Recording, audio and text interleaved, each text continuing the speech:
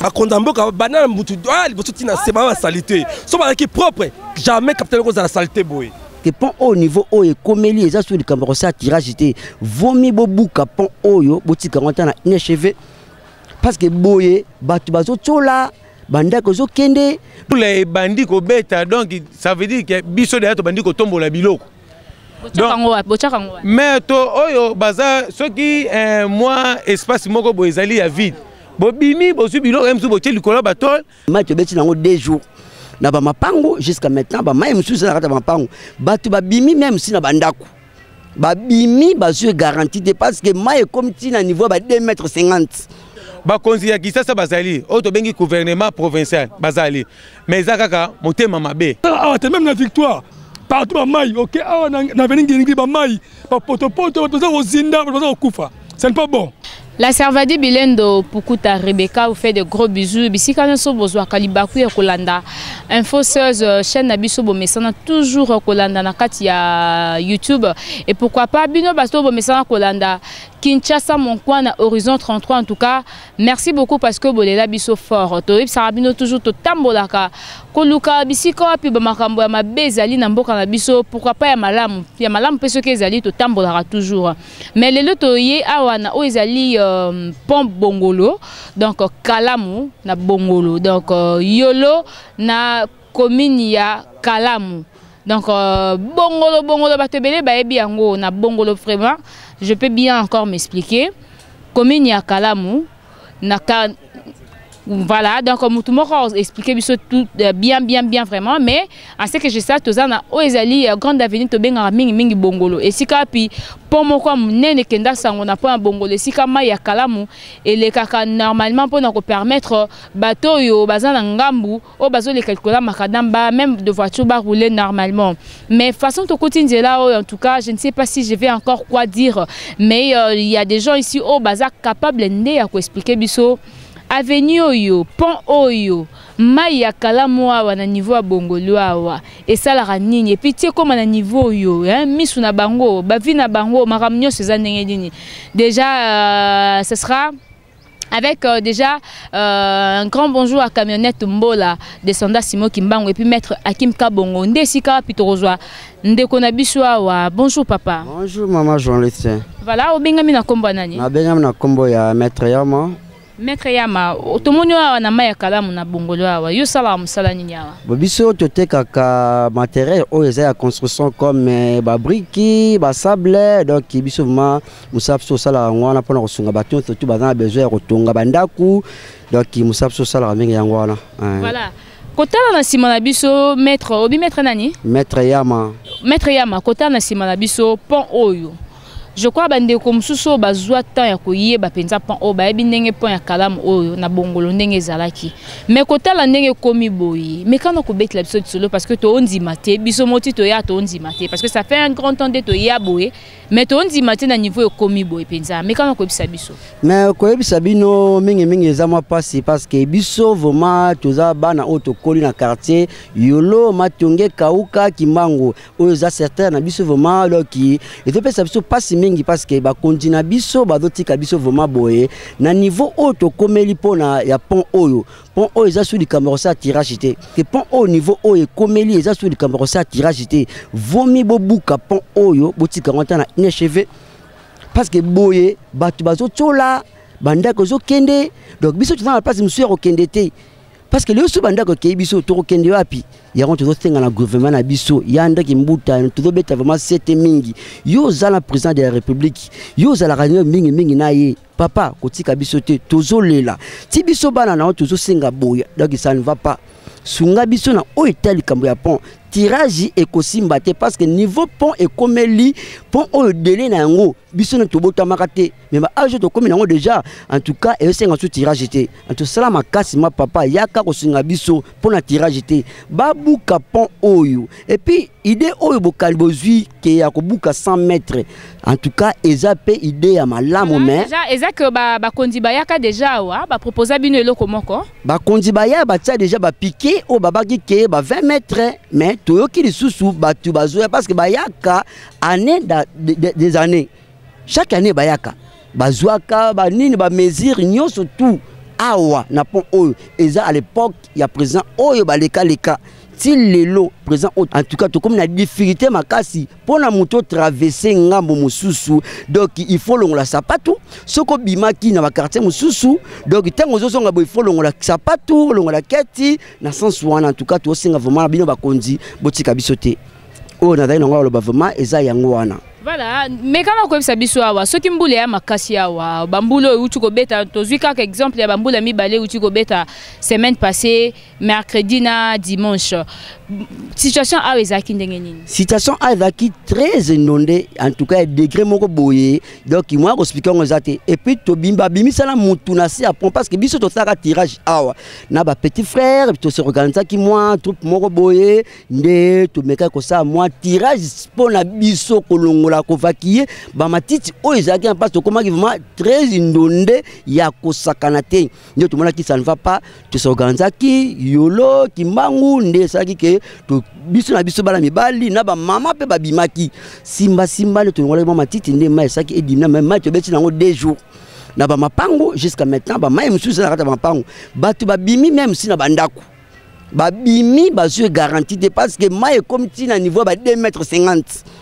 Tiko bana mike bakokimela wapi ozanzela ko bimate na ndaku inonde libanda kolobate na mai kolobate en tout cas elon to sikana bakontika. Même koto yo ezape na bato yo bakufa ki na bambulu eleki. Oui bon kokufa koto eza mo trop dit mais to mona kinde ebembe ebimaki na kati parce ba petit frère oh qui to s'organiser ki moi tirage parce que ngaza ki lokola grand frère na bango moi association mo ezaki wana ya kobimisa moi ba matiti mike pon mai et dégager et puis poubelle oyo batu bakomi ko bwaka na bongolo awa en tout cas ndezo kanga biso susu makamotali poubelle nzo tapi ezo utana commune ya Kasavubu nde batu bazo ko bwaka na commune ya Kalamu ndezo sala biso ke ba ekang pont ekoma boucher yango to senga na bakonzi oya biso bukumesa commune ya Kasavubu ameka kozwa solution na bukumesa oya biso. Mais papa Kalamu eza kaka awate Kalamu euta musika ba makala et traversaka na Kalamu awa ozipe bangiringir et tout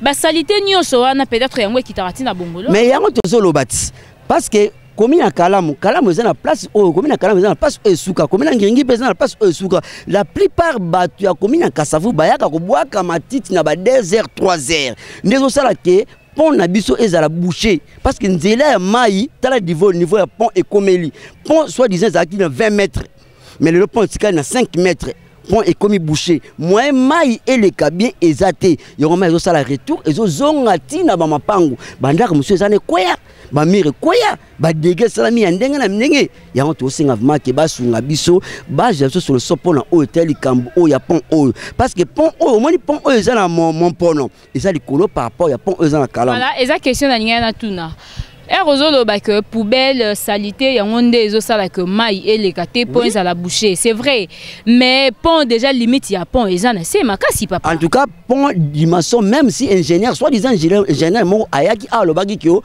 pont oza suna durée à 20 ans mais non ce n'est pas ça pont ayaki alobaki yango selon ba sentiment na eto selon souffrance à comment on peut être bateau à côté bakokuta. En tout cas pas souvent moi na yebate parce que moi je ne suis pas ingénieur yende alobaki selon yé ingénieur atalaki yabaki dire à pont o ezali sous mais dire à pont o même si que ezali nano mais pont niveau ekomeli pont ekomi na 10 cm ya mai. Donc espace et volume à maille mouvement et les kamakasi exact parce que pont est communacé parce que pont au biso to da bana mike to yebi yango ezana ba chambre ezana ba dalette o ezana ba dalette wana et qui tatina niveau ya terre donc moi maille et les kate parce que tant maille yaka la banjete yaka la basalte ba boka na balikolo kuna yango yo sala truc pont o et comme ma débordé en tout cas moi maille les cavement bien exact moi zo ba 7 heures de temps. 10 heures de temps pour moi et finir. Si vous montez le temps, vous allez retour et vous allez venir tina bandako. En tout cas, alors vous allez vraiment ma casse. Ok, merci beaucoup papa. Bonjour papa. Ah, bonjour. Voilà, mais quand nous kolobali souswawa. Combien de vies à bateau est en danger au fur et à mesure que le gouvernement va prendre soin d'un côté? Combien de vies à bateau est en danger? Bateau ni penzo espérer que ceux qui continuent de perdre ba vie na bango kunda bango par rapport à la situation. Bon, na linko ba mingi pon na biso surtout biso to bota mi koto to koleli koto. Au moins ni pon oyo ezaka na période mo so traben yaka. Mai banende koleka nde likolo pon ya libela. Kaka biso nde ba jeune na koto yo to kota tina sa pona to fongola yango mona mbasuma ikomo le kalikolo po ezaka pomo jamais koza la lisusu mais na ndenge komeli boye penda en tout cas soki boke tala ngamo mona nde mabele. Voilà, je crois qu'avec Aaron Torokende Petit Nangambo, on a total la situation de commis. Voilà, Sotraben et Yaka à l'époque, mais Yaka pour ça la ligne exactement. Bon, bah Yaka pour ba bongisa en place, on a Isaki mais bande ko le kalisuté. Voilà, ndeko na kati omuke to moni papa kuna zoboa ka poubelle, zoboa ka ya boa ki penza poubelle na si. Et uti kasavu buna wenze na gambela. Aaron soko zulanga image ya papa kuna. Donc tozolo bana bango lokwa to lobate. Donc tozolo bana bango lokwa tozolo bate. Bilo musu soko lobo meka osimba ya ekomi bien te. Donc soko ke ana omoni full musu ezawana. Donc ezouta na komi na kasavubu. Donc so utina gambela nde ba ina donc awa nyonso mako loba ezate awa nyonso. So tali likolo pona bango nde bazo boka likolo pon. Et loko esali que kalamu etonda makasibo ezara ba poubelle mingi entretien pour exater sali que sangisi sous na ba salité bat ba boa kaka. Bon mingi tokolo bano pona on ekitinde. Pour eza na niveau mo donc jamais ba ko récupérer ngo lisusu. Donc na niveau kitelo donc simbate. Eza na mabele zoya donc soke ngambo wana na fulu ndezo takasavu ba boa ka likolo nde po yango etonjao. Soke tala na nde fulu. Donc pondeza do loko récupérer zate. Soke na ngambo wana otai na ngambo zelo do distance etikali donc et qu'on pas même 5 mètres. Est-ce que bourgmestre ya kalamu to autorité ya kalamu bazwa rappeto ya opousa na pe ko ya ko sala mo enquête mo na ba coin? Bon bourgmestre za ayaka na ye taki ayaka na ye et moi le kané pe ayaka na ye. Ayaka malobaka nini exactement? Bon aloba nini ayaka na le kana ye bon moi pe oyebise za te po amona kana ye. Po ngaka to loba na pona bourgmestre na biso atala mambo gambela donc fulu nde komi na kalamu. Donc fatala fule uti na komina kasavubu bazoyo boka na komina kalamu e komi ko bebisa. Voilà, merci beaucoup. Na habité na koza ndeko na biso papa yo lobi nini. Voilà. Voilà, na pusana wa na ndeko na biso wa. Papa bonjour. Bonjour. Toza awa na pon bongolo mais kana ko ebisa biso awa to moni degré niveau pon o ekomi to ebite soki ezali susu na durée de vie ya mulai. Bateau va vivre à Koto yo, vina bango ezandenge nini en fait en ce moment surtout sombo les bêtis. Bon bateau va vivre à Koto, on appelle Nazali parmi bateau va vivre à Koto. Loko ezali que ceux qui va ko buka ponte mais il faut que tindata tracteur et ya ko salata ko kire mai pour njele za la malam. Voilà donc ceux qui au lobby bien ceux qui ba muzui makoki au buka ponte ça les labins entretien c'est ça. C'est l'organisation maîtresse de porter ça chrétien talent d'être main des abo il est salami na katikati koto kuna po eza boucher ceux qui makoki au buka pont exacté mais il faut pas qu'il ata mai ke po bato biso bato to vandi koto to za na kimia. Voilà tant on boule beta rabozala ndeni donc tant on boule bandi ko beta donc ça veut dire que biso de to bandi ko tombola biloko. Mais to oyo baza soki moi espace moko bo ezali ya vide bo bimi bo subilo remsu bo teli kola batol parce que pourtant mbula de bandi bo etant maya makale zoya ngingi zoya ya bumbu ça veut dire que inondation de zoya parce que biso za batangambu kuna biso za batangambu te ngambu et surtout na ngambu na mino to moni penza zelu pende mati ngambu na biso kuna nde ezande mama na inondation. Par rapport à Batama Tongende Bawomona qui m'a indé au débordé et elle qui l'a bango facilement. Mais bisonne ma est vimbe comme que zonge la binole na bakatanda. Bobi misabilo ko ana bana mikie bazali bo sala ndenge ni na bana pasi nde siko ezo sala biso penza yango wana. Siko pona bana nzamba tika bana na ete mwa mayele yaka kaka ke to bandiko kimisa bango to pusi bango mwa likolo biso ba mikolo to tika li pona ko bongisa mwa ba biloko misusu. Mais ceux qui siko est tombé ke o mire kwei. Olandi maman. O mire kwei. Wane ko za ba problème so. Ndenge zala ke mbule ezobeta na courant na ndako. Na nde ba mai koma otonda bo. Mais batu oyo pe bakangama na courant bazali. Batu bakangama na courant bazali. Na yebite ke MSU na yebite so eza première fois parce que batu ba filma o ngana mona lelo mabo. So bina bando compter na lembi. Mais solution ezate. Si vous avez ça bien que bozo loba, voir même l'internet, bandeko bazali banda bazo yo kapenda pasi ya congolais awa na Kinshasa, mais ba kondina biso ba yo kaka na bango mais basala elo. Telo ni sala bongo ezaka bon ezali loko na koki koloba ke ba konzi to za na bango po to za na ville province de Kinshasa. Ba konzi ya Kinshasa bazali, o to bengi gouvernement provincial bazali. Mais ezaka motema mabe. Pour ceux qui va saler motema malamu to ko vivre na ba via boité. En plus na centre-ville. Mais yeba que zaka kaya kala moté presque Kinshasa mobimbe comme na situation mabe o ba pont eza bouché na bandal na makelele bomi ba to ebele na selemba o ba kufi presque partout na Kinshasa. Mais na Kinshasa problème exact na ko personne no premier exemple. Biso ne to vandi pembeni awa. Toza pas même na 200 mètres na Bourgmestre. Bourgmestre azali mona secteur. Mais baby singa le karabo amona malobelo. Ayaka na ye. Mzuzu otala ke dimension ya dossier oyo eza yete. Esenga Mzuzu gouverneur de la ville.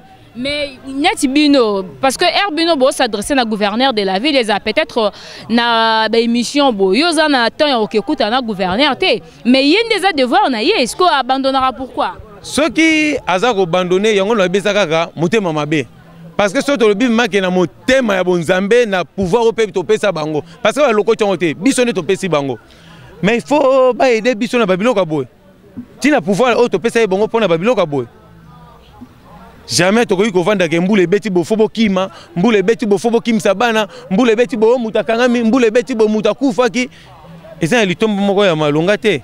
Na biso ba to topesi bango ke to pesi bango ba voix pe to sepeli na bango to beteli bango maboko basa la place wana po ba aider biso ko aider biso ezate ke to kena ndongo na somble biso masangu ou bien lo soutien ezande ba biloka bo e abikisi ngai te mais abikisi biso bele ba abisi biso que ba kontina biso bango balinga toujours likambo comme po ba bimisa mbongo ebele. Oui, wana vraiment oza na raison parce que soto bandi histoire ya prince abongolo ndenge ekufi to tcheno makadam libulu mombo ya muke. Jamais bakoya au salon ko sa des jours té et pasuki donc Nangela et Koufi c'est que eza bazaka na poste que musale koma grave pour bazo pe moyen ko se retrouver na kati wana siko to kolobani nzamba sunga bongo ko sa bongo motema ya bolamu ba ko aider biso. Ok, merci beaucoup Ndeko, merci en tout cas. Merci maman na voilà, na reçoit papa na biso awa, yepé aligné intervenir na Oezali. Bonjour papa. Bonjour. Toza na kala mon habité soko poussa na boye pona telara lumière na sima.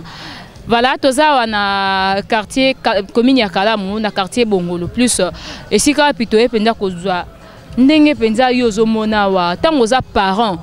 Moni mbula yindi likolo elinge kita parents pendant na ba situation bande comme sou ba koma ko vandawa yo sala rondenge ni en tout cas ça la pasi makasi penza comme on a bena ba condition ba vendre la awa ezama wa mingi pour mai oyo zo bimana ba wc zo bimana ba douche ba bazanzinga sombule beti ko so ndaka ba bazali madi ba rozwate vraiment to singara ba konzamboka ministère ya infrastructure ba tellement ba kobongisa mboka ba so pena ba moseye.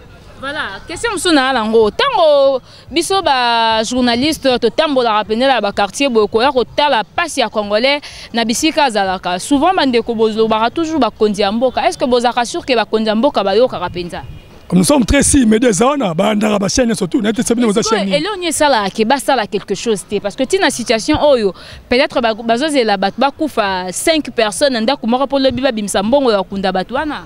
Bon, on ne comprend plus rien. Parce qu'à l'époque, ça qui tombe pendant qu'il y a Koti et Timboli terrassé. Quand même, maintenant ça va bien. Maintenant, ça, policiers, maladie, nous sommes exposés.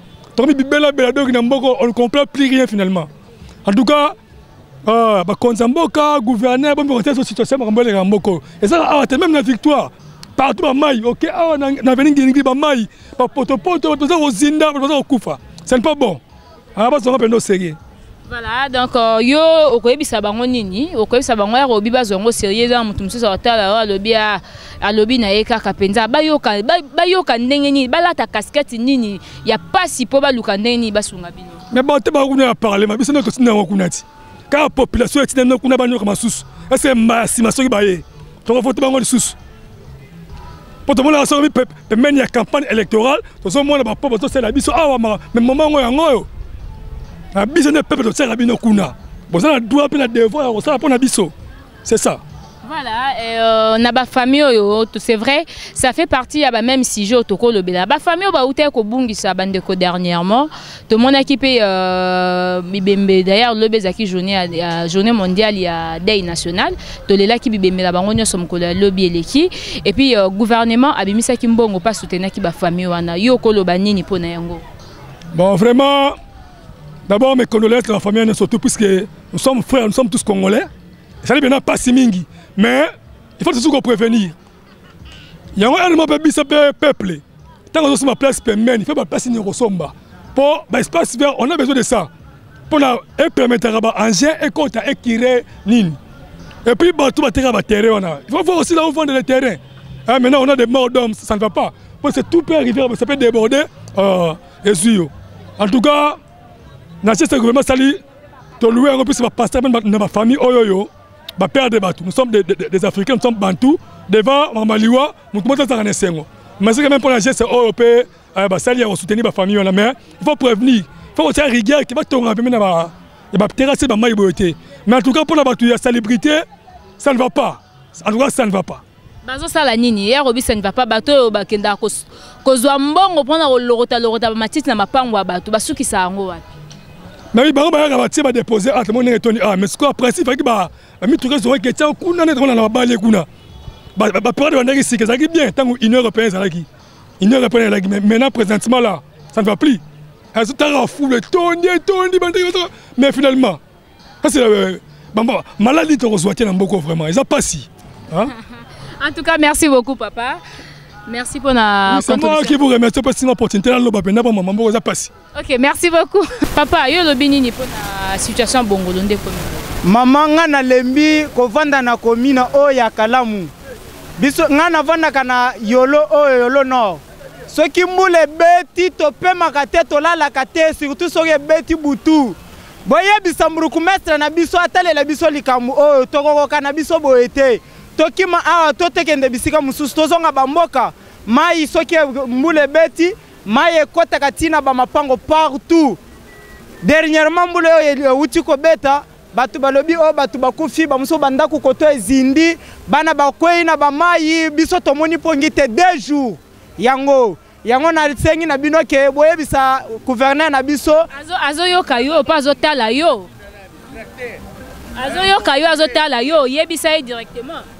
Nazo yebisa gouverneur na biso atalela biso likambo oyo biso to babola to lokola binote bokanisela pe biso bobongisela biso egiolo to vanda pe bien Kalamu yango soki beti mbule beti ezotonda plein tozanga bisika kolala mai kota katina bandako. Mais entre autres ezaka bino moko tende boboaka ba salité te eza biso moko te soki mbule beti mususu eutaka na makala kuna ti etondi awa eza pris juste pona biso moko te. Papa yo lobi nini pona Kalamu nde komi elonga na biso na Kalamu te ba konza mboko ba salité ba konza mboko banana mutu liboso tina c'est ba salité so ba qui propre jamais capitaine cause la salité boy ils sont sales. En tout cas bisoté ngaité hein donc comprenez que ça ngaité. Voilà, merci beaucoup. Ngana lobi pona quartier na biso vraiment pasi tozo souffrir bato akufa. Nzamba simba mitema bakonza mboka bao bazali basengeli pona kosokipe na misala ya boye na kati ya Kalamu na rivière Kalamu awa niveau ya pont ya Bongolo beta kolongola saite eza na kati ba cure balongola ba milangi sable etondi sokote elongwe anatanda basa musala ekosaza pote maye kule malamu potange ma ezo kule te tango mbule ezo noka mbule ebela minene ezo déborder ndezo kota na quartier na bandaku bana tobebisi biloko ba vie humaine ba perte à vie humaine et ça attention ba longola salité oyo mais on dit que pont au niveau komi penza na PCR penza et komi awa et ça la pas si lobi autonda lisusu justement baba ki ba kosala pont faut ba matango lokwa ne ba sala côté ya Bokassa côté église à Sonika futa wana il faut ba sala bongo information mo na yo kaka ke ayo senga mbongo ebele mais en attendant bina ya idée wana quelque chose senga mbongo ebele avant bon ça même macadam il faut le besoin ça la pomba matango mangomba muke poma nani mai ko koleka na se popo ese kitimi mais en attendant wana on a le ballon on va curer na ta saïde en attendant ba ça la pont hein ba ça mais l'idéal est que ba ça na pont na avenue mon babongo maman oyebi que pendant que mbongo ezo senge belé mais ba sala te ba vie ezo bazo kufa mais tango muta kufi bazo bimisa ba $16,000 pour ba kende ko kunda ba ndeko ba kufi na mbule pourquoi pas ba mbongo ane bima pour ba sesa misala justement mbongo ba tala ndenge et adage moi ko ba ke faut prévoir que guérir malamu liboso ba wela na liboso ba vie ngo ba kufa avant ba kunda batu malamu nde ba lengi ba kufa na nute ba bongsa na esika maetika ko déborder boma batu oleke ba ko misa mbongo sima e bongi nde malamu liboso ba me ko bongisa na esika batu ba kufa te ole ba kunda batu. Ok, merci beaucoup maman. Merci. Voilà, papa na biso awa, na ebite papa yo lobi nini pona kalamu oyo, kalamu eza penza e komi penza to ebite so to robenga ngo nini. Ah, maman, ngai kalamu na omona ngo déjà tina minicho donc e komi déjà mai lokola, mai ya poubelle. Parce que salité et cause na ba niveau oyo te, e komi déjà ebele c'est trop. Pon oyo ezo senga fo ba matisa niveau balongola nyoso tu ezo senga kati na pont oyo parce que ba matisa bacha moi hauteur bache escalier de sengi mais ezala na moi hauteur po epesa niveau ya kolekisaka basalite nyoso zo uta likolo parce que likolo distance eza mulai côté mai ezo uta mai eza na ba direction ebele côté wana ezo uta siko côté oyo eza muke tango ezo koma déjà awa profondeur ya mai eza muke alors ezo senga mai emata na nini pont profondeur ya pont emata soki ematinde bongo bokomona nini ya ba canal o basala likolo kuna o ba bafongola mais tango mai wana ko ya soki eza na hôtel peut-être ya ba 3 mètres okomona mai wana ekobanda ko kofre susu awate mai ekoleka na se mama sikoyo na ebite so koloba nini mo suka po kala mingi te awa nazo senga kaka gouvernement po ye mudaza na responsabilité nyonso asala nyonso na oyo esengeli parce que mutu oyo nyonso tokosala nyonso tu tolobi et puis lelo te bandi makambo oyo mais ezalaka kaka mais moye salima ezate sikoyo bino batu boye ne biso wa micro ngo toyeba est-ce que c'est normal et ko salima baya basala musala pombo kebo et bonga. Merci beaucoup papa. Okay. Voilà, merci na bino bato bolanda ki biso lelo na o ezala ki solo ki na biso sali pasi parce que bandeko balobi baleli balobi penza baleli mingi. Kamionette Mbola descenda Simo Kimbangu papa. Otala biso na musika moni d'ailleurs to uti mission l'équipe peut-être moni biso na bandal et tout zo continue toujours ko sala ba recherche na ba makambo nyonso ezo soit mitema ya ba congolais zo suisse ba congolais mitema voilà. Mino bato bozaka libanda c'est vrai que ça fait des fois pleurer hein donc ça va que bolela et ça va pas si makasi. Comment la congolais azo souffrir à comité na situation liwa muto akipé été mais muto angope akufi et puis tout comment la badon koya par-ci par-là pendant que situation s'aggrave mais constat bato bazo sala musala malongeza te je sais pas Maître Hakim Kabongo so na kana yo lobani ni pona yango mais je fais déjà de gros bisous parce que vous avez parmi internautes au balandara toujours Rebecca avec Masolo Yakin et pourquoi pas avec Kinshasa mon coin horizon 33 en tout cas mes respects à vous mes vieux balobi Maître Hakim Kabongo depuis l'Europe camionnette Mbola descendant Simo Kimbangu et Maître Hakim ba toujours Rebecca qui sera les préférés Maître Hakim Kabongo les préférés donc merci beaucoup mon vieux et camionnette Mbola balobi descendant Simon Kimbangu. Merci beaucoup. Et pourquoi pas à Patricia Lelo Pukuta, hein, Balobi, ma grande sœur chérie, je t'aime beaucoup, beaucoup, beaucoup, ma sœur. Je vous aime beaucoup parce que vous êtes nombreuses. Et là, je vois encore Mami Pukuta, Myriana Pukuta, mes sœurs, je vous aime tellement. Je vois Timothée Pukuta, je vois Richie Pukuta, Daniel Pukuta, Emmanuel Pukuta, David Pukuta, José Pukuta, je vous aime tellement mes frères et Blessing Pukuta, Esther Pukuta, en tout cas tous les belés.